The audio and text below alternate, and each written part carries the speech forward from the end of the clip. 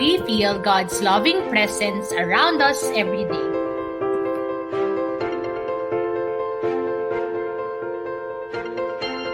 We feel His loving presence through the beautiful environment that surrounds us,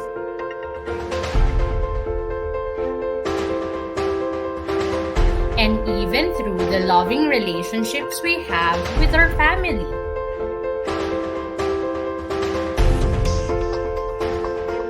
But we should always remember that we have different signs, symbols, and symbolic actions to make us feel God's loving presence.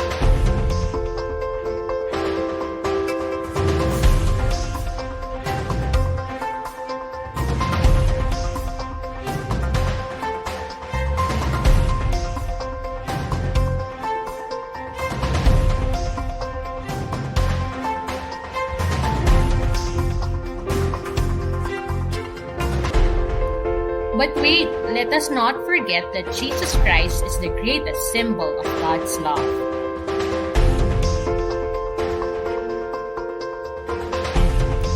He showed it during His public ministry through His teachings,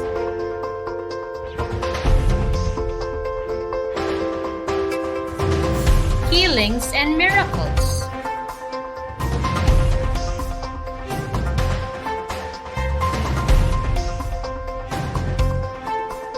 An example of which is the story of the blind man named Bartimaeus.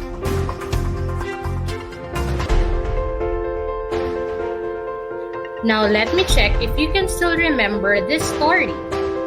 What is Jesus calling us to do in this gospel story? Is it A, to be obedient, B, to be faithful, or C, to be honest?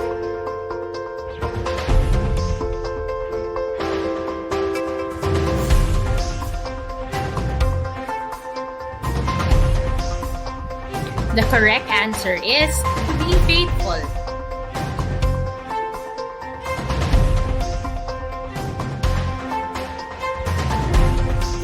Let's go to the next story, which is entitled The Parable of the Unforgiving Servant.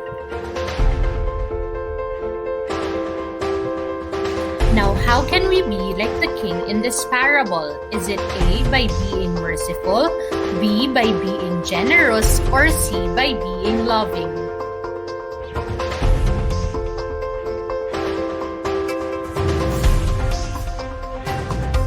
The correct answer is by being merciful.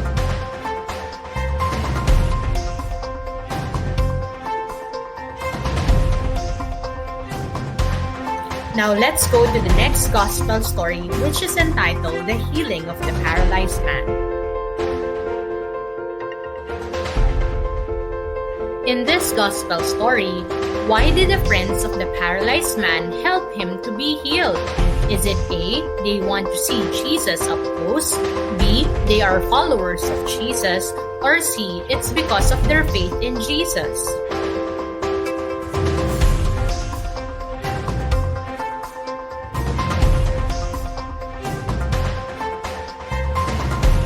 The answer is C, it's because of their faith in Jesus.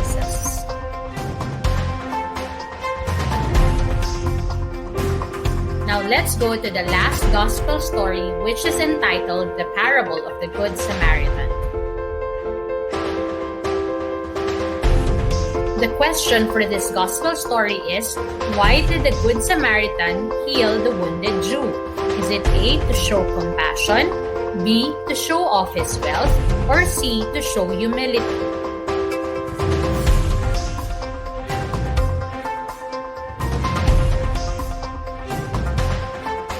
The correct answer is to show compassion.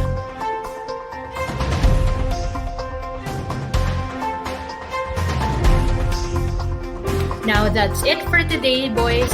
Always remember that Jesus came here on earth to show us what unconditional love truly means.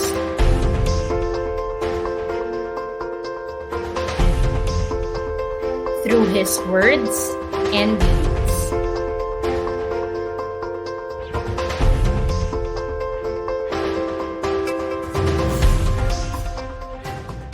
Created using Powtoon.